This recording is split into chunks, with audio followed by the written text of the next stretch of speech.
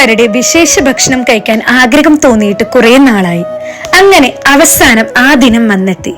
ഞങ്ങൾ നേരെ പൊന്നാനിയിലോട്ട്. എടപ്പാളുകാരാണെങ്കിലും എവിടെയാണ് നല്ല മുട്ടപ്പത്തിരി കിട്ടുക എന്നറിയില്ല.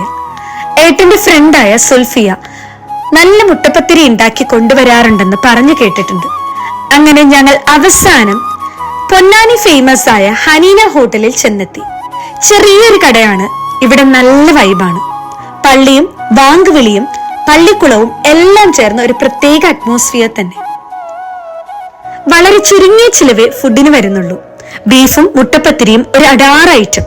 പള്ളിക്കുളത്തിനടുത്ത് പോയിരുന്ന് ഭക്ഷണം കഴിക്കണം എന്നൊക്കെ ഉണ്ടായിരുന്നു. പക്ഷെ വേല അതിന് സമ്മതിച്ചില്ല. ശരിക്കും പൊന്നാനിക്കാരുടെ ചരിത്രം വിളമ്പുന്ന ഭക്ഷണം തന്നെയാണ് മുട്ടപ്പത്തിരിയും ബീഫും. ഇതുവരെ ഇത് കഴിക്കാത്തവർ എല്ലാവരും ഇവിടെ വന്ന് കഴിക്കേണ്ടതാണ്. പൊന്നാനിയിലെ വലിയ പള്ളിക്കടുത്ത് കുളത്തിനോട് ചേർന്ന് തന്നെയാണ് ഈ കട. ഇവിടുന്ന് മുട്ടപ്പത്തിരിയും ബീഫും കഴിച്ചവർ കമന്റ് ചെയ്യുക.